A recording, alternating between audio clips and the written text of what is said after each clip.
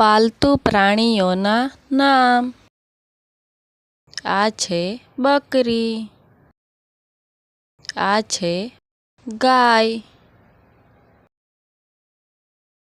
આને ભેંસ કહેવાય.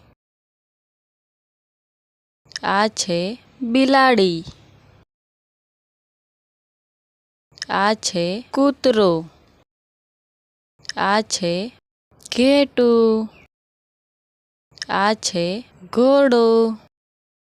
આ છે ગધેડો. આને ઊંટ કહેવાય. આ છે સસલું. આ છે મરઘી. આને કૂકડો કહેવાય. આ છે બતક. આને હંસ કહેવાય.